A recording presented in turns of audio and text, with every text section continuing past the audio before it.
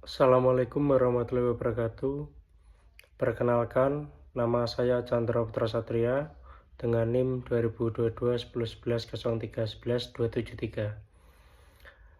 Untuk pembuatan video ini ialah guna pengumpulan tugas mata kuliah penologi dan viktimologi kelas H yang diampu oleh Bapak Yaris Adial Fajrin SHMH. Pada video ini saya akan menjelaskan tentang resum saya, yakni resum mengenai viktimologi, yakni bahan resum saya ambil dari buku yang berjudul Hukum Kriminologi dan Viktimologi yang ditulis oleh Dr. H. Nur Rahmat SH MKN dan diterbitkan pada tahun 2024 di Yogyakarta. Baik, untuk selanjutnya langsung saja masuk pada materi yang saya presentasikan. Pertama-tama, viktimologi yakni sebagai ilmu yang mempelajari tentang korban kejahatan telah mengklasifikasikan korban ke dalam berbagai kategori berdasarkan tingkat keterlibatan mereka dalam terjadinya kejahatan, karakteristik pribadi, dan faktor-faktor lain yang relevan. Klasifikasi ini penting untuk memahami dinamika kejahatan dan merancang program-program bantuan yang lebih efektif bagi korban. Adapun sejarah viktimologi sendiri merupakan perjalanan yang panjang dan kompleks yang dimulai dari perhatian awal terhadap korban kejahatan dalam konteks kriminologi. Pada tahun 1941, Hans von Henting, seorang ahli kriminologi, menulis sebuah makalah yang berjudul Remark on the Interaction of Perpetrator and Victim, yang menekankan peran korban dalam timbulnya kejahatan. Perkembangan viktimologi dapat dibagi dalam 3 fase. Fase pertama mempelajari korban kejahatan saja, atau penal or special victimology. Fase kedua meliputi korban kecelakaan, atau general victimology. Dan fase ketiga mengkaji permasalahan korban penyalahgunaan kekuasaan dan hak asasi manusia, atau new victimology.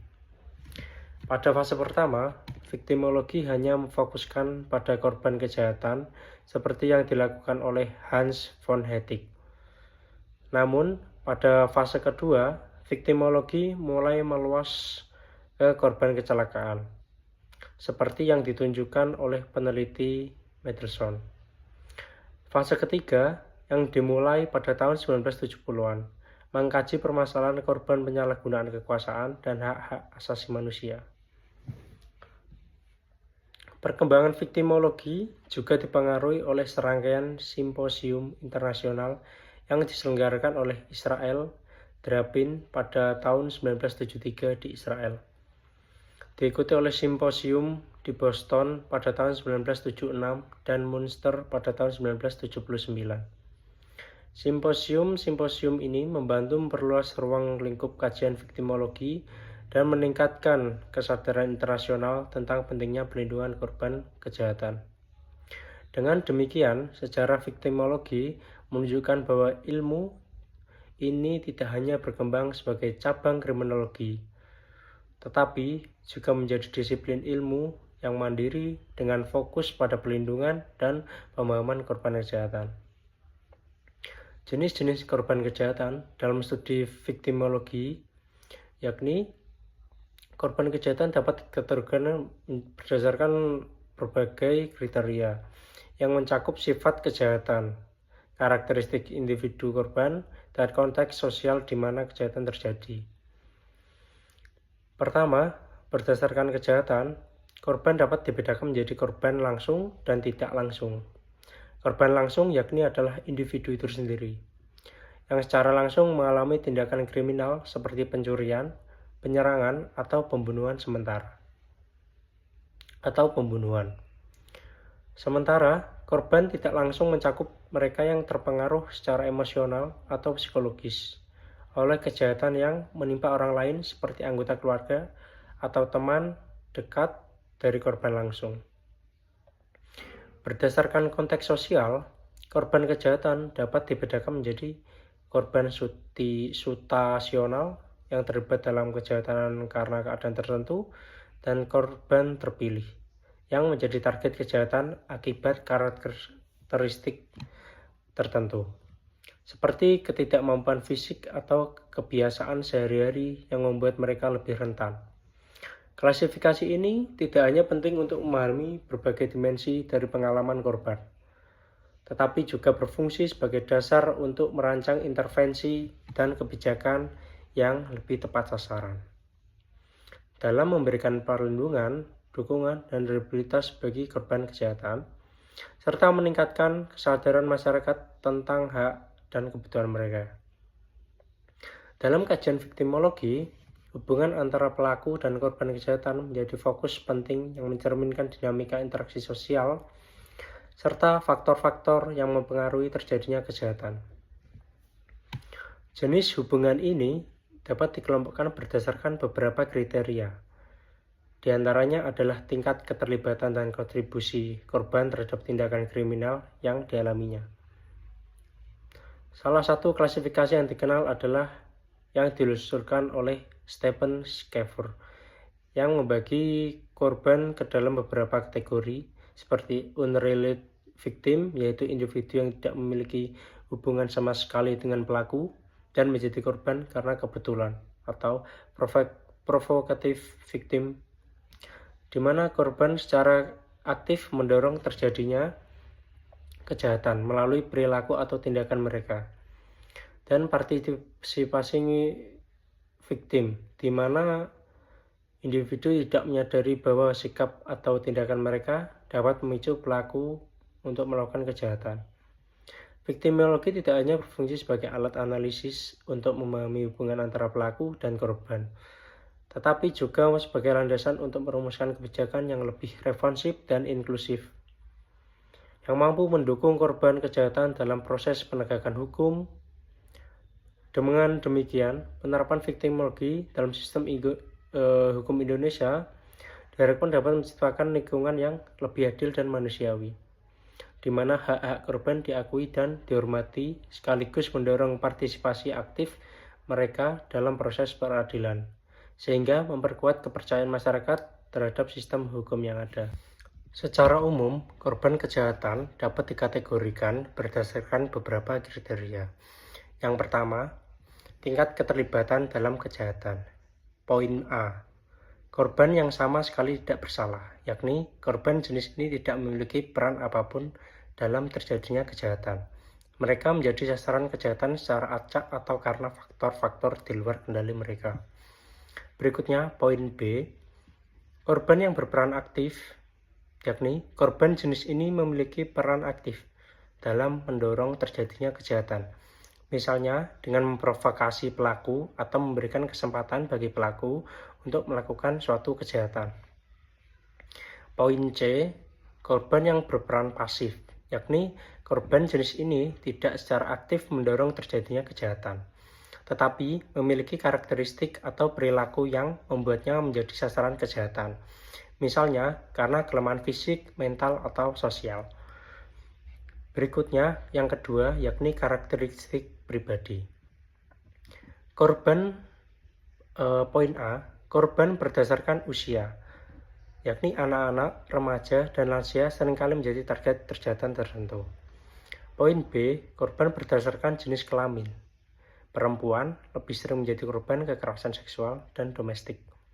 Poin C, korban berdasarkan status sosial, yakni orang-orang dengan status sosial rendah, minoritas, atau kelompok marginal seringkali menjadi sasaran diskriminasi dan kejahatan. Berikutnya adalah poin D. Korban berdasarkan kondisi fisik atau mental. Orang-orang dengan disabilitas fisik atau mental lebih rentan menjadi korban kejahatan. Yang nomor ketiga tentang faktor situasional. Adapun 4 poin dalam faktor situasional ini, yakni yang poin pertama, poin A, korban kejahatan jalanan, yakni korban kejahatan yang terjadi di tempat umum seperti pencurian, perampokan, atau kekerasan fisik. Poin B, korban kejahatan domestik, yakni korban kekerasan dalam rumah tangga, pelecehan seksual, atau eksploitasi anak. Poin C, korban kejahatan ekonomi, yakni korban penipuan, penggelapan, atau korupsi. Poin D, korban kejahatan terorganisir. Korban kejahatan terorganisir dilakukan oleh kelompok-kelompok kriminal seperti perdagangan manusia, narkoba, atau penyelundupan. Selain klasifikasi di atas yang saya sebutkan tadi, ada juga beberapa tipologi korban yang lebih spesifik, seperti pertama adalah korban latente, yakni yang memiliki sifat-sifat tertentu yang membuatnya cenderung menjadi korban kejahatan. Kedua, korban provokatif, korban yang secara tidak sadar atau sadar memprovokasi terjadinya kejahatan. Berikutnya yang ketiga, korban partisipatif, yakni korban yang terlibat dalam situasi yang berisiko tanpa menyadari potensi bahaya yang akan terjadi. Penting untuk diingat bahwa klasifikasi di atas yang saya sebutkan ini tidak mutlak jadi tumpang tindih antara kategori dengan kategori lainnya. Setiap kasus kejadian memiliki konteks dinamika yang unik, sehingga diperlukan analisis yang mendalam memahami peran korban dalam setiap peristiwa kejahatan.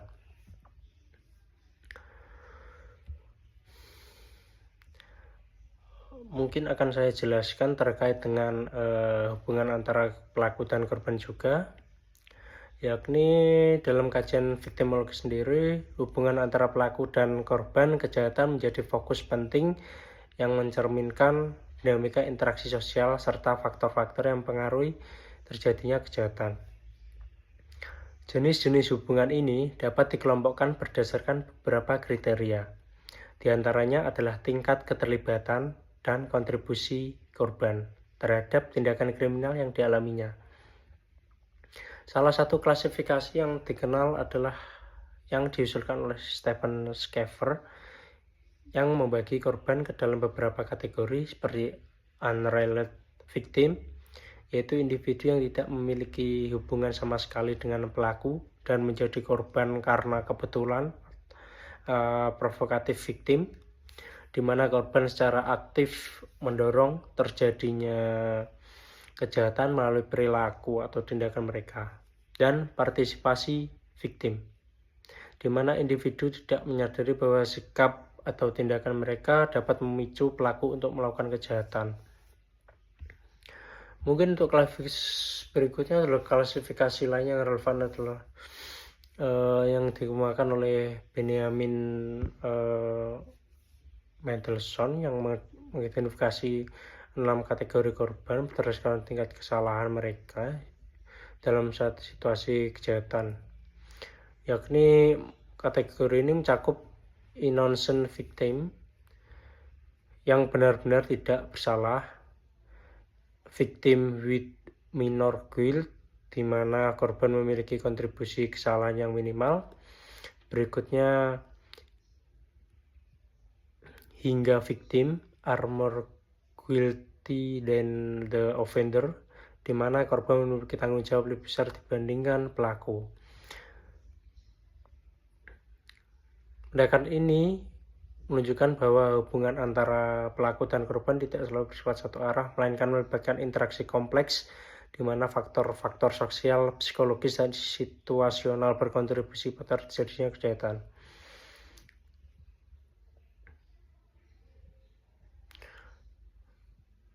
Mungkin saya jelaskan terkait dengan teori victimologi juga. Teori victimologi merupakan suatu disiplin ilmu yang mempelajari korban kejahatan dalam segala aspek, mencakup penyebab akibat timbulnya korban, akibat-akibat penimbulan korban, serta reaksi terhadap victimisasi. Istilah viktimologi berasal dari bahasa Latin yakni victima yang berarti korban dan logos yang berarti ilmu. Secara terminologis, viktimologis berarti suatu studi yang memahami korban, penyebab korban, dan konsekuensi menjadi korban sebagai masalah manusia merupakan kenyataan sosial. Baik, untuk itu saja presentasi dari buku yang saya resum dan saya paparkan dalam video ini. Kurang lebihnya mohon maaf. Assalamualaikum warahmatullahi wabarakatuh.